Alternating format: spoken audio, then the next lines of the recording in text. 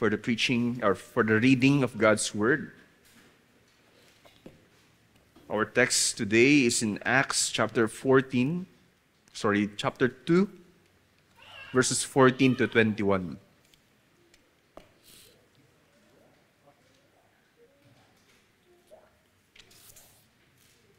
Okay, Acts chapter 2, verses 14 to 21. So, church, hear the word of the Lord. But Peter, standing with the 11, lifted up his voice and addressed them. Excuse me. Men of Judea, and all who dwell in Jerusalem, let this be known to you and give ear to my words. For these people are not drunk, as you suppose, since it is only the third hour of the day. But this is what was uttered through the prophet Joel.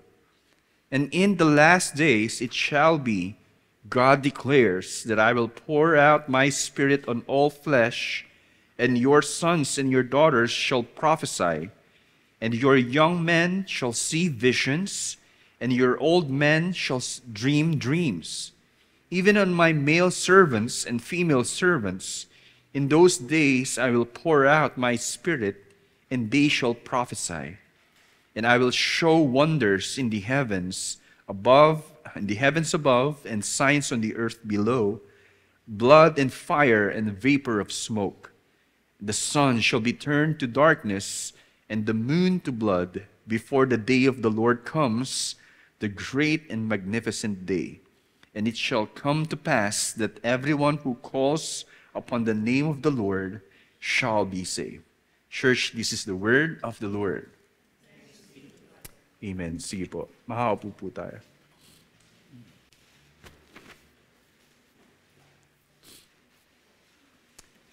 Base po sa ating teksto, pinamagatan natin ng sermong ito na The Beginning of the Last Days. Ang simula ng mga huling araw, the beginning of the last days. Kung tayo ay nanonood, sabihin po natin ng isang series, no? Pag series, Netflix ang pinapanood natin. O kaya mga, drama, something. O kaya isang movie. Saang parte na nga ba tayo ng istorya ng Diyos simula sa umpisa? Nakuha po natin. So kung tayo ay nanonood ng movie o kaya isang series, yung kabuuan ng istorya ng Diyos, tayo ngayon, nasaang parte na tayo? Sa climax, yeah. So, that's how we should at least think kung nasaang parte na ba tayo ngayon ng buong plano ng Diyos o kaya sa storya ng Diyos.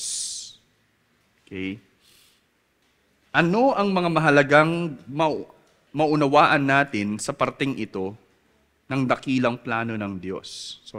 Ano po yung mahalagang maunawaan natin given that we are now in this part of the great plan of God? Another thing, paano rin ba tayo dapat mamuhay sa kapanahunang ito?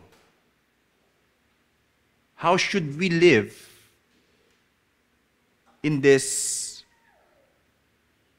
part ng itinakdang panahon ng Diyos? Especially bago matapos ang sabihin natin ang buhay dito sa mundo. Okay? So ang sentrong mensahe nito, ng sermong ito ay, the coming of the Holy Spirit marks the beginning of the last days, applying God's redemption through His mighty works. The coming of the Holy Spirit marks the beginning of the last days, applying God's redemption through His mighty works. So, matututunan po natin dito sa ating teksto na yung pagdating ng banal na Espiritu ay itinakdang, kumbaga, gawain ng Diyos na siyang nagmamarka na eto na ang mga huling araw. Okay? At sa pamamagitan ng banal na Espiritu na isasagawa ng Diyos yung kanyang patuloy na plano ng panunumbalik ng buong mundo, hindi lang po ng mga makasalanan, sa pamamagitan po ng mga kamanghamanghang ginagawa niya. Yun po yung what encapsulates our text today, na here comes the Holy Spirit revealing the plan of God, which is prophesied by the prophet Joel, at lumalabas na yung nangyayari sa kapanahunan na ito ay yung mismong here it comes. Ito na yung fulfillment ng propesiyang ito at nagsisimula na ang last days. Okay po. So, sa mga bata, ito po ang ating isulat, we are living in the last days. Okay? Kids, you have to understand that there's such a thing as the last days. Okay? We have to be aware kung sa plano ng Diyos, may itinakdang panunumbalik si Jesucristo, ang Diyos na si Jesus, panunumbalik ni Jesucristo, and on that day, everything will be restored. So, we are now in the last days. 4 na realidad ang ipinapamalas sa panahong ito sa teksto. There are 4 realities in this period of time. Una po ay yung pouring out of the Spirit on all flesh. Medyo sorry po. Mahaba-haba yung mga points po natin. Pouring out of the Spirit on all flesh. The emphasis is on all flesh. Because dati po, hindi po sa lahat ng mga tao ng Diyos Particular lamang sa mga so-called prophets, even kings, priests. Pero ito po ay kingdom of priests, kumbaga, na sinabi rin ni Pedro sa sulat niya. Again, first reality is in these days is the pouring out of the Spirit on all flesh. At pangalawa, gospel proclamation by everyone in Christ. Gospel proclamation by everyone in Christ. In this text, verses 17, second part, and to 18, ito yung sinasabing, and your sons, your daughters will prophesy, your young men shall see visions and dreams, even on male servants, on my male servants and female servants. In those days, I will pour out my Spirit, and they shall prophesy. Mamaya matututunan natin na mas bukod sa gawain ng pagbibigay ng salita sa mangyayari sa hinaharap, yun yung prophesy, higit po yung yung salita ng Diyos, lalong-lalo na yung ebanghelyo, sa layuning maligtas ang mga makasalanan. The emphasis here right now is hindi lang mga partikular na mga tao ang pwedeng gamitin ng Diyos para maiproklama ang kanyang salita, kundi lahat ng nakay Jesus ay may binigyan ng kakayanan na magproklama ng salita ng Diyos, especially yung ebanghelyo. Okay, pangatlo, pointers to God and His judgment. Another reality is may mga events na magtutuon sa Diyos, magdadala sa atin sa Diyos, at the same time, magbibigay sa atin ng paalala na ito ay hukom ng Diyos. Yung mga miracles, visions, dreams, so-called works of God, ay mangyayari in these times, and at the same time also, there will be blood, fire, and vapor of smoke. Which according to one scholar, this is our language of wars, digmaan. So nagpapatuloy na digmaan, pero yun po ay hukom ng Diyos. At panghuli, pang-apat, in verse 21, another mark is salvation for all who call upon the name of the Lord. Lumalabas po na hindi lang mga Hudyo sa panahong ito ang tunay na talagang hinirang ng Diyos, pero ang sino man na makarinig ng Ebanghelyo, Pilipino man, Chinese, taga-Afghanistan, and everywhere India, in the islands, makarinig ng Ebanghelyo at manampalataya sa Diyos ay maliligtas. And therefore, hindi lang Israel ang talagang nakakakilala sa Diyos, makakakilala sa Diyos, o kaya magiging bahagi sa kaharian ng Diyos. But there will be salvation for all, again, who call upon the name of the Lord. So, lalawak yung kaharian ng Diyos. Now, in this period of time. Ito po yung makikita natin sa text. Okay, sa mga bata, una, ginawa ko pong active ito pouring, announcing, pointing, and redeeming. These are the realities again. Sulat po ninyo. Sige, sulat ninyo. Sulat nyo. Pouring, announcing, pointing, and redeeming. Ito yung mga mangyayari sa panahong ito. Okay. Just stay there. Baka sinusulat pa nila. So simulan natin sa una. Pouring out of the Spirit on all flesh. Pouring out of the Spirit on all flesh. Ayan. Kasunod po ng nangyari after magkaroon ng extraordinary na pangyayari na kung saan yung mga nagtipon-tipon na mga disipulo kasama mga apostol ay napuno ng banal na spirito at nakapagsalita ng iba't ibang lengguwahe. At na-prove ng mga Hudyo doon, teka, mga taga-Galilee ito, pero bakit sila nakakapagsalita ng mga lengguwahe ng mga lugar na napuntahan natin? Kasunod po nito, tumugon at nangaral si Pedro na naglungsad ng maituturing na pangunahing ministeryo sa Jerusalem pagkatapos ni Jesus. Because after the sermon of Peter here, hindi lang po ito basta nagsalita siya para bigyan ng sagot ang mga taong hindi naniniwala sa nangyari. Nagbahagi po siya ng salita ng Diyos. Kaya tinatawag na sermon po ito. First is yung Joel.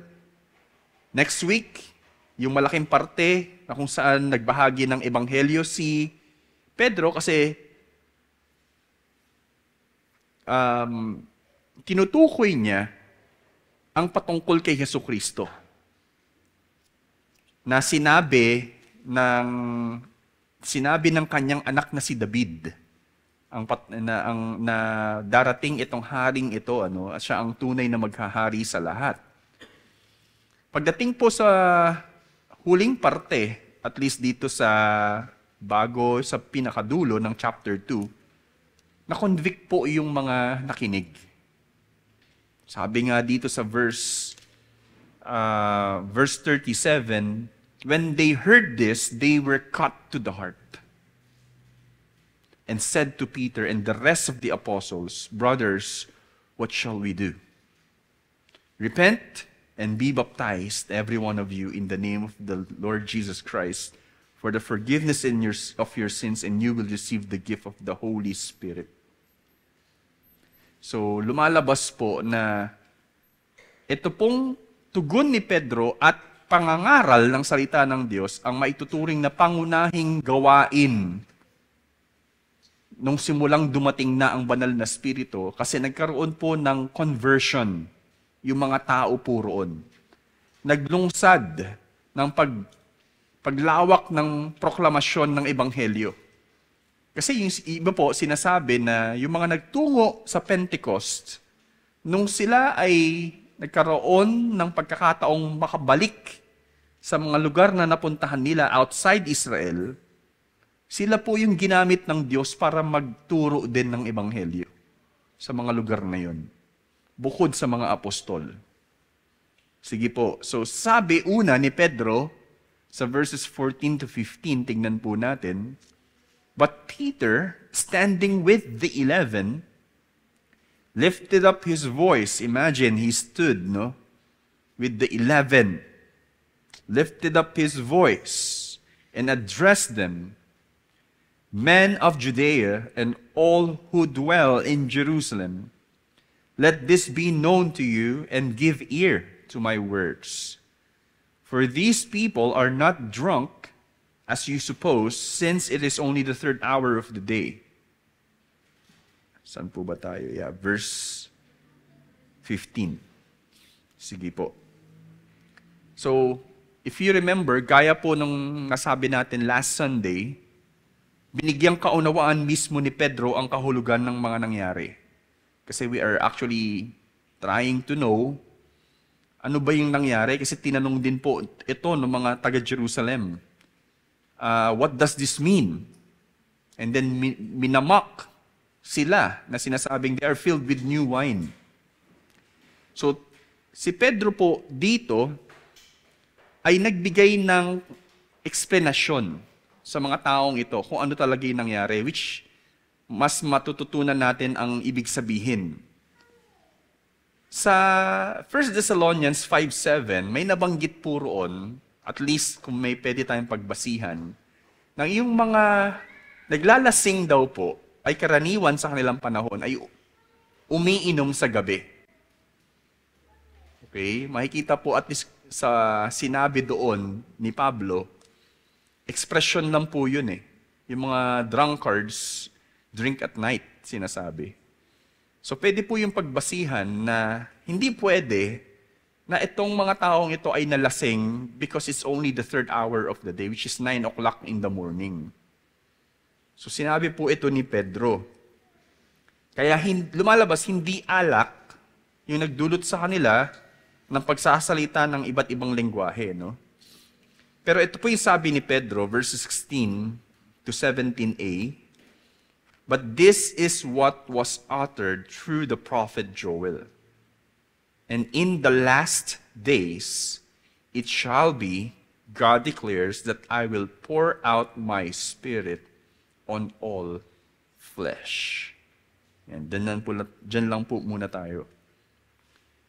Muli po, mapapansin po natin dito na yung mga apostol na natuto kay Jesus ay lagi nang dumidepende sa kung ano yung sinasabi ng salita ng Diyos.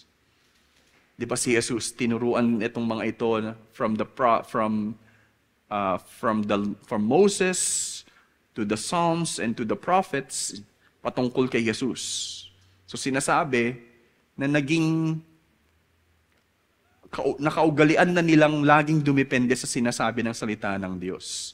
Si Pedro apparently, nakita po niya na ang kaganapang ito ay yung fulfillment ng propesiya ni Joel in the last days. So yung propesiya ni Joel ay patungkol po sa last days po talaga. At sinasabi rito, kung unawain natin, na sa huling mga araw, God declares that the Lord will pour out His Spirit no longer to the prophets only. Hindi lamang sa mga taong tutungo sa templo, ibig sabihin yung mga pare para mag-alay, no? Hindi lamang yung mga hari mismo, mga special offices, kundi sabi dito sa lahat daw po ng tao. At makikita po natin dyan, sons and daughters, young men, old men, even servants. Sa susunod po na parte. At sila pa nga po ay magbibigay ng propesiya. Ito po ang ginawa ni Pedro, no? Sa pagdating ng mga huling araw, sabi, ibubuhos ng Diyos ang kanyang espiritu sa lahat ng tao, pero of course, particularly sa mga mananampalataya. Okay? Hindi lang po ito sa lahat ng tao basta. At hindi na lamang sa mga pangunahing instrumento ng Diyos. Lumalabas Dahil po sa nangyari na kung saan nagkaroon ng bumaba ang banal na spirito, may nakita pa pong imahe ng tongues as of tongues of fire. Meron pang tunog like a mighty rushing wind. At nakapagsalita sila ng ganun, yun na po yung sinabi rin ni Jesus, to wait from the power, that the power of from on high will be upon you. Nangyari yon, at ang interpretasyon ni Pedro rito ay yung kaganapan muli ng propesiya ni Joel. Na kung saan nangyari na kung saan ang lahat ng sino mang mananampalataya ay nabahagian ng banal na spirito at may kakayanang gawin yung ministeryo. Kailangan din po nating maunawaan na nasa huling parte na tayo ng so-called na millennium. At least in theology, there are 3 millenniums na sinasabi. Okay, ano po ba yung millennium? 1,000 years. Pero sa Biblia, yung millennium is many years, not only 1,000 years. Ano po yung ano po kaya yung first millennium, if you may guess? If this is actually we are in the 3rd millennium. Kaya meron pong magandang material, actually institution, ang pangalan nila 3rd Mill. 3rd Mill Institute, because we are now in the 3rd millennium. What is the first mill? The Old Testament up to before the coming of Christ. Kaya nga nagkaroon ng Old Testament and New Testament, especially in dumating si Jesucristo. And silence, 500 so-called 500 years of silence, na nawalan ng Word of God, na walang propetang ginagamit ang Diyos. Until dumating si Jesucristo. He incarnated. And yung 2nd millennium, I hope I'm not mistaken, ay yung pagdating ni Jesucristo mismo. Until siya ay mag-ascend. At yung pag-ascend ni Jesucristo ang naglungsad muli ng pagbaba naman ng banal na spirito na siyang magiging gabay at magsasagawa ng gawain ng Diyos, particularly sa redemption sa mga sino mang tatawag, mananampalataya kay Jesucristo, kakaroon ng kaligtasan. Hindi lang mga Israelita ang maliligtas, o kumbaga ang magiging parte ng kaharian ng Diyos, buong nasyon. Ito na po yung 3rd millennium, which is so-called the last days. Because wala na tayong ibang hihintayin na bagong revelasyon. Wala nang darating na anumang sino pa na propeta. Ang huling propeta at ang tanging propeta na totoong tunay na propeta ay si Jesucristo. Wala na pong ibang libro na hinihintay pa para makumpleto yung revelation ng Diyos. Everything was already proclaimed by the true prophet Jesus Christ, and we are ought to proclaim the gospel as the very source of salvation to all men. Wala na tayong, muling hihintayin na makukumpleto para tayo ay magkaroon ng tamang pamumuhay sa mundo. These are the last days, at yung mga kaganapang ito ang siyang mangyayari, ang dapat asahan na natin dito sa panahong ito. Kaya dapat hindi na tayo masurpresa, kumbaga. Ayan po. Wala na tayong ibang hinihintay kundi ang panunumbalik ni Jesus. Ngunit isa sa mga marka nito ay ang pagkilos ng banal na spirito, hindi lamang sa mga espesyal na tao, kundi sa lahat ng mga mananampalataya. If you are in Christ, you are given the Holy Spirit. And the Holy Spirit can enable you to do the works of God. Bagamat, iba-iba po yung pagkakatawag natin. But still, tayo po ay nabiyayaan ng kakayanan dahil sa banal na Espiritu na tayo po ay makapagministeryo. That's why, if I may say, wala pong pwede na maging parte ng church at gagamitin sa church, if I may say, na hindi naman po Kristiyano. Because in the first place, no person will be used by the Lord para mangyari yung kanyang gawain. Unless that person is given, ay nabiyayaan ng banal na Espiritu.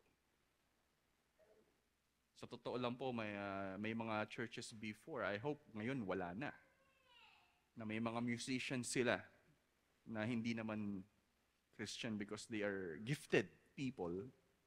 But in the first place, they cannot simply minister like that because of their gifts and talents. Si Pablo nga, sinasabi niya, he is not doing the ministry because he is eloquent. Because he knows a lot. But this is a demonstration of the Holy Spirit. Holy Spirit's power. Mamaya babanggitin po natin yun. Yun po yung una, pouring out of the Spirit on all flesh. Pangalawang marka, realidad. Gospel proclamation by everyone in Christ. Sa pagpapatuloy, basahin po natin yung verses 17b hanggang 18. Yan. And your sons and your daughters shall prophesy, and your young men and shall see visions. Your old men shall dream dreams. Even on my male servants and female servants in those days I will pour out my spirit, and they shall prophesy. Excuse me. Ito po, hindi po ito maikakaila. You might be asking, nangyari ba talaga ito? Yes. Especially in the times of the apostles, even here in Acts, naitala po ito. Well, we will also ask again, how about today? Well, I did not see enough evidences. Sabihin po natin na talagang may mga mirakulo, although prophesy po ito. Naniniwala ako, bagamat di ko pa napuprove ito, na sa ibang lugar, pwedeng magkaroon po ng ganong klaseng kaparaanan ng Diyos. I don't know about dreams, kung anong klaseng dreams ang sinasabi po rito. Pero dream is panaginip. They will dream dreams that probably the Lord is speaking through the dream at magkakaroon yun bilang magsisilbing salita ng Diyos. Yung iba vision na may pangitain or something na nangyayari. We cannot again attest na ngayon po ay normal po iyon. Pero sa panahon po ng mga apostol, we can right away approve o kumbaga verify na gagamitin talaga ng Diyos yun sa umpisa. Ayun po. Pinapamalas lamang ng mga ito ang banal na gawain ng Espiritu Santo. Ibig pong sabihin, ito ay pagpapamalas na talagang gawain ito ng banal na Espiritu. This is what you can expect when the Holy Spirit is upon you. Yung mga ordinaryong tao kayang magsagawa ng mga ito. Bagamat, may mga visions and dreams na tinutukoy rito, binibigyang punto pa rin ang kaparaanan ng propesiya. Doon po sa nabasa ko, si Craig Keener. By the way, si Craig Keener, if you do not know him, elite scholar ng New Testament, pero siya po ay some kind of Pentecostal po siya. So naniniwala po siya sa miracles even today. Kaya nga siya naggumawa siya ng 4 na volumes ng Acts. Grabe po yung ginawa niya. Mukhang naglagay po siya ng mga evidences doon. Sa kanyang komentaryo, hindi yung visions and dreams ang pinupunto ng propesya ni Joel, kundi yung prophecy. Pero yung prophecy, meron po siyang magandang sinabi po rito, ay gagamitin ng Diyos para sa kaligtasan ng mga tao. Ibig sabihin, ang pinaprophesy, paano rin ba maliligtas ang mga tao? Ibig sabihin, yung kailangan mong i-prophesy ay yung gospel. Hindi ka basta magbibigay ng salita na galing sa Diyos at hindi mauunawaan ng mga tao para sila maligtas. Ibig pong sabihin, ang punto ng pinakahigit na propesiya ay yung proklamasyon ng ebanghelyo para maligtas ang sangkatauhan. Nakuha po natin, it is not simply about the gift itself, pero yung kaparaanan ng Diyos para maisagawa yung kanyang planong kaligtasan. Craig Keener said, sabi po dito, if the Spirit can inspire them to speak languages that they do not know, how much more could He inspire them to prophesy the word of the Lord in their own language? Sabi po niya again, if the Spirit can inspire these people to speak languages they do not know, how much more could He inspire them to prophesy the word of the Lord in their own language? Kaya po, ito babasahin natin yung sinasabi natin kanina, na yung mga nabiyayaan, nagkaroon, kumbaga, nanahan ang banal na spirito sa kanila, kaya lamang kahit ngayon, ang pagbabahagi ng salita ng Diyos ay makapangyarihan, ay hindi po dahil sa nagsasalita mismo, kundi sa kapangyarihan ng banal na spirito.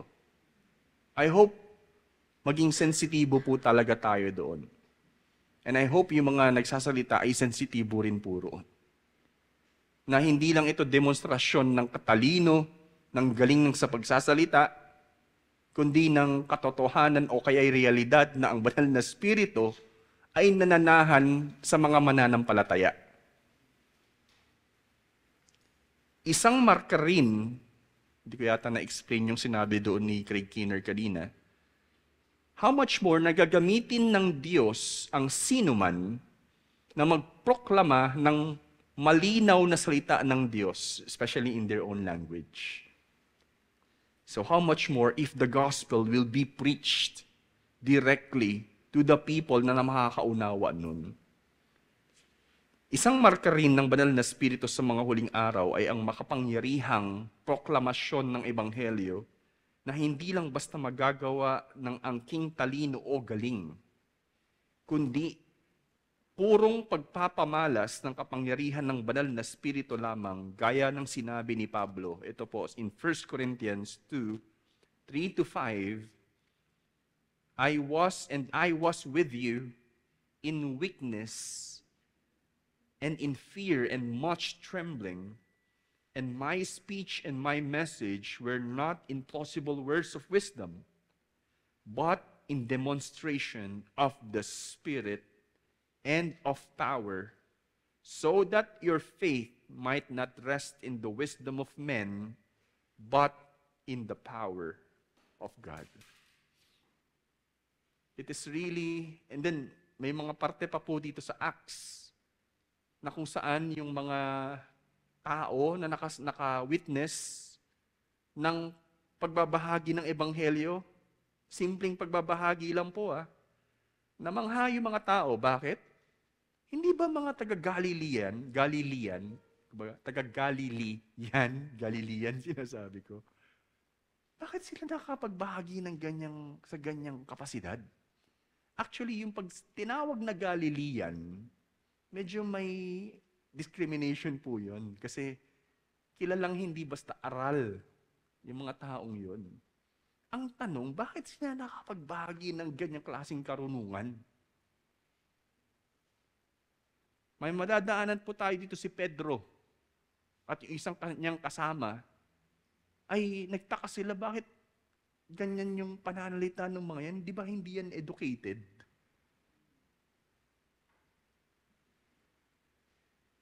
Well, it is simply because of the Holy Spirit enabling such disciples of Christ na magawa po yung ganitong gawain. So yan po yung pangalawa. Una, pouring out of the Spirit on all flesh. Second, gospel proclamation by everyone. And third, pointers to God and His judgment. Now, in verses 19 to 20, sabi po rito, and I will show wonders in the heavens above and signs on the earth below, blood and fire and vapor of smoke. The sun shall be turned into darkness and the moon to blood before the day of the Lord comes, the great and magnificent day. Yung the day of the, before the day of the Lord comes, yung day of the Lord, yun po talaga yung last of the last days. Kumbaga, pinakahuling araw. Bago dumating yon, ito pa po yung mga inaasahan. Ang mga wonders and signs ay maaaring paggamit po ng Diyos ng mga mirakulo. Ito po yung pwede nating masabi rito. Iba-iba po kasi yung mga take dito eh. Pero I can agree na this is like in the days of the Holy Spirit, mangyayari po yung patuloy na mangyayari yung mga mirakulo na sinimulan ni Jesus bilang sign ng banal na naririto na ang banal na Espiritu. Bilang patotoo, pero sila pa rin po ay sign. Okay, so pag nakakita po tayo ng sign sa labas na Cruciform Life Church this way, of Lipad this way, hindi kayo pupunta mismo sa sign at sasabihin nyo, ito na yung church. Tama po ba? Kasi, hindi. Tinuturo ka lang nun kung nasan talaga yung church eh. Huwag kang huminto sa sign, pumunta ka doon mismo sa tinuturo niya.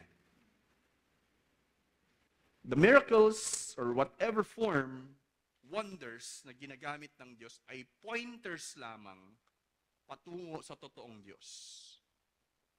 The moment they realize that this kind of work is enabled by the Holy Spirit na hindi kayang gawin basta ng ordinaryong tao, makikita nila kung sino ang totoong Diyos. And that is also a means na makilala nila si Jesucristo at ang ebanghelyo ay maunawaan po nila to the point na sila po ay makat into the heart at sila ay magrepent. Ang punto ng mga wonders and signs ay kaparaanan ng Diyos para manumbalik ang mga tao sa Kanya. Yun yung totoong restoration. The healing itself is not for the sake na gumaling ka lang. Sabi nga ni Piper, ko lang alam yung mismo sinabi niya, but the idea is, it is meant for you to be saved.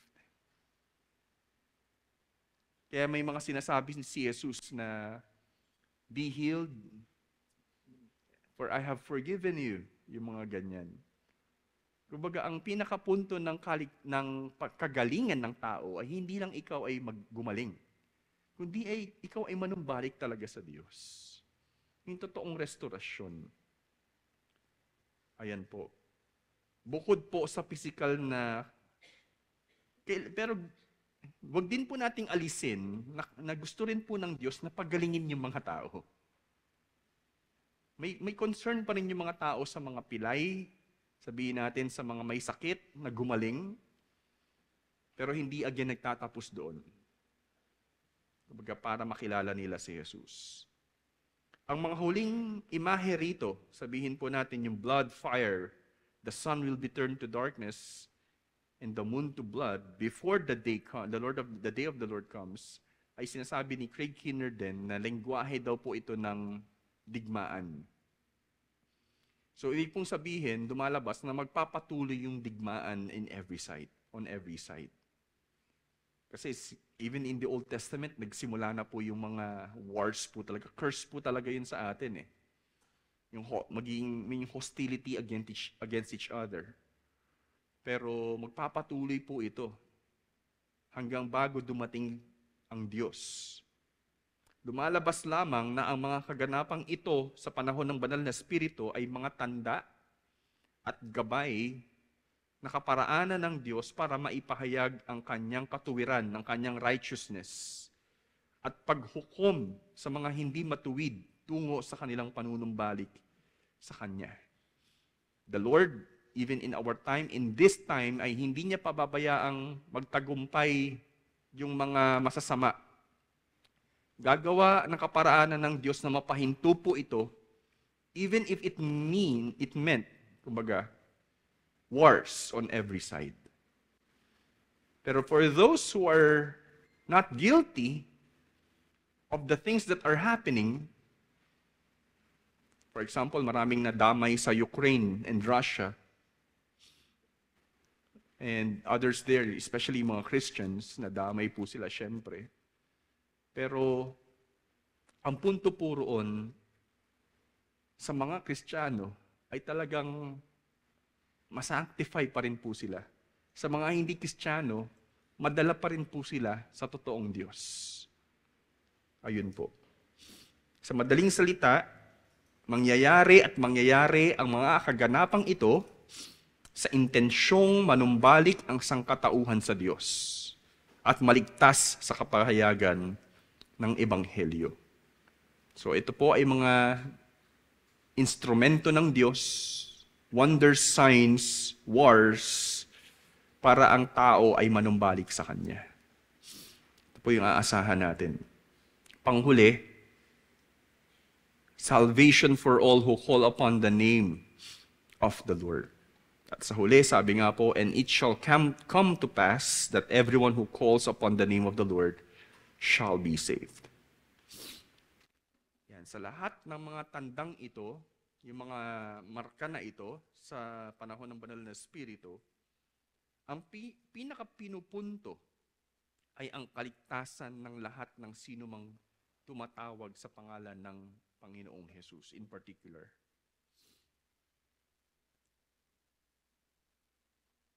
Ang punto po again dito ay hindi lang again mga Hudyo ang talagang makikilalang mga people of God. Masusurpresa even yung mga Hudyo. Ma-irritate din sila. Hindi sila nakatanggap ng Torah, ng law, pero kabahagi na sila ng community of faith. Sa Galatians, yun yung naging issue ni Pablo eh. You're justified by faith, not by works through the law. You don't need to be circumcised so that you will be part of the kingdom of God. You're justified by your faith in the Messiah.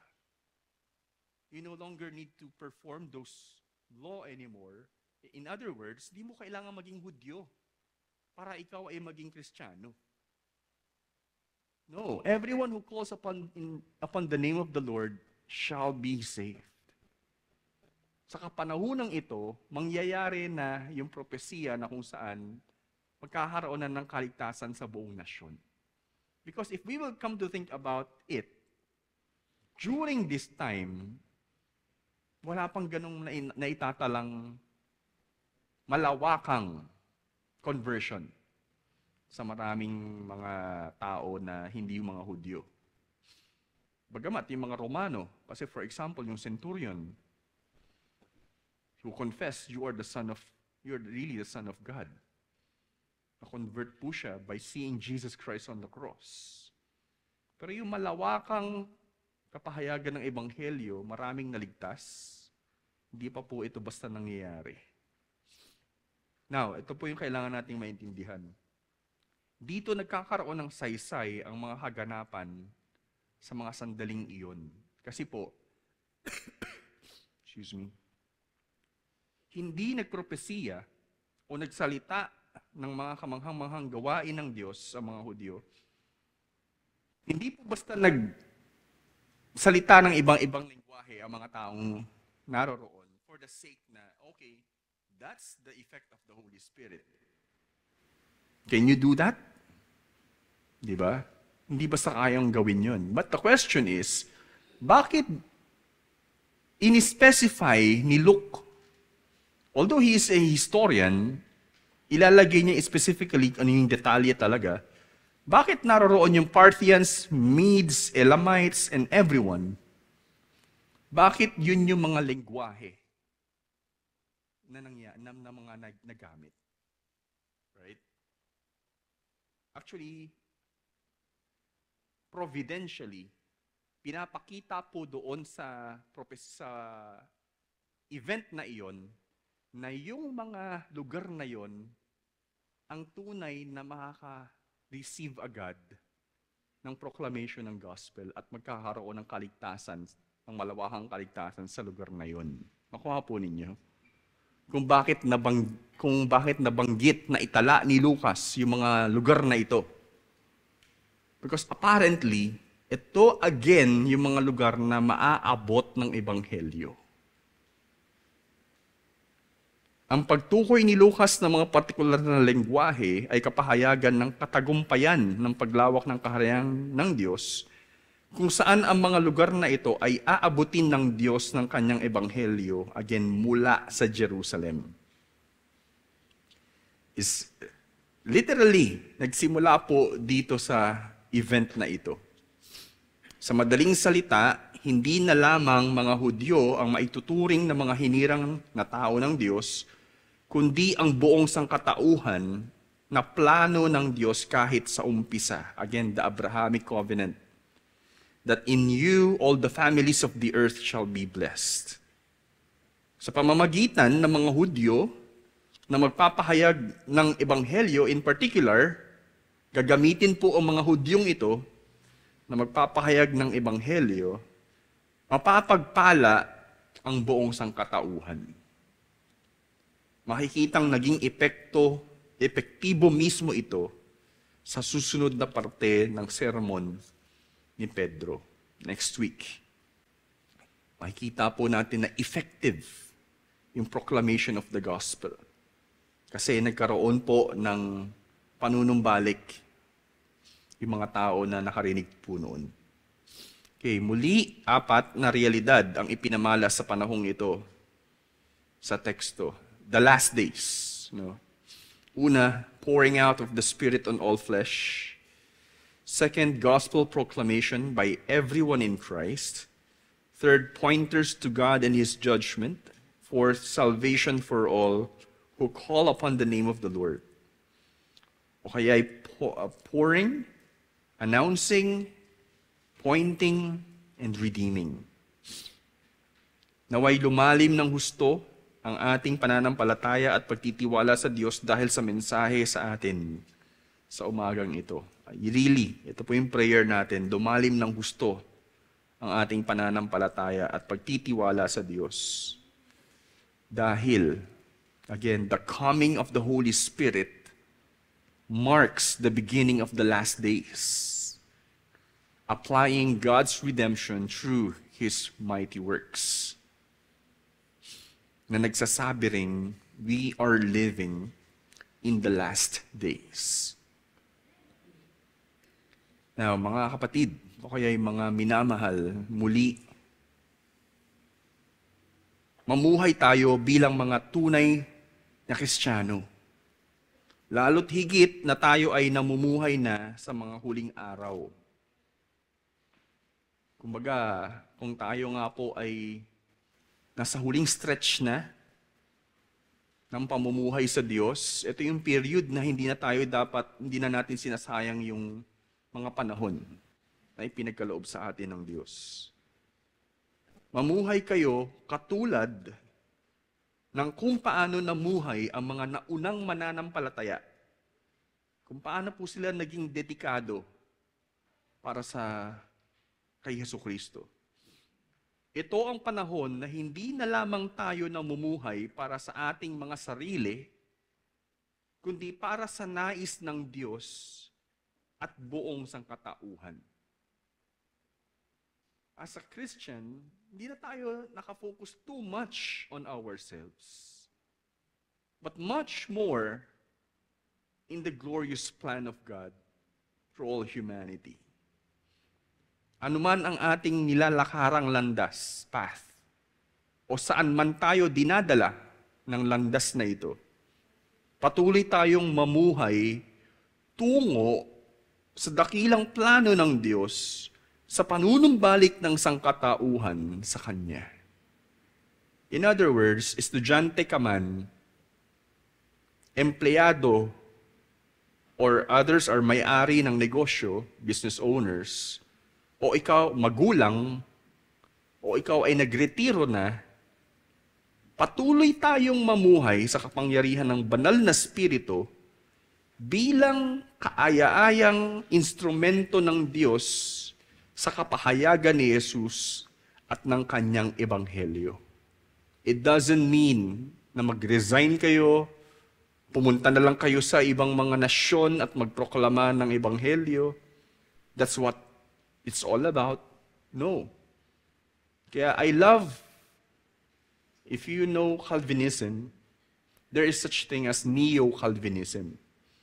Because the idea of Calvinism is God is sovereign even in salvation.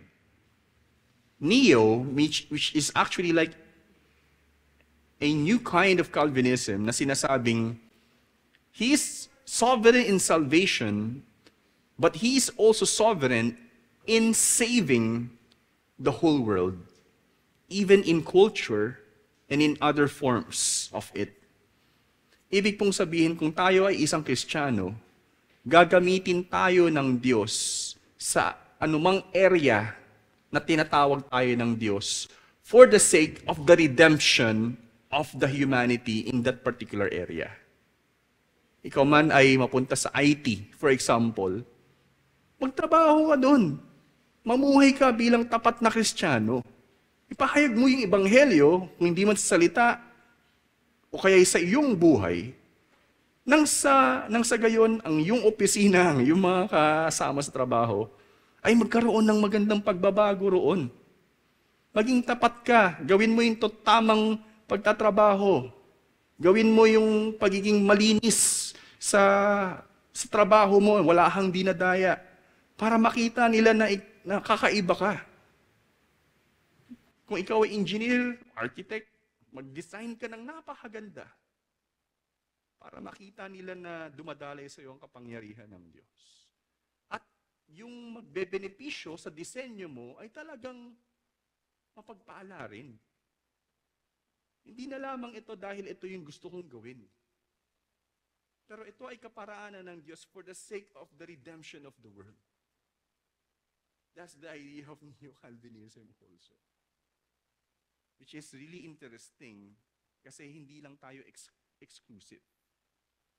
Kundi tayo ay Kristiyano na talagang nagpapagamit tayo sa anumang area na tinatawag tayo ng Diyos for the sake of the proclamation of Jesus Christ and the redemption of the people where the Lord has placed us.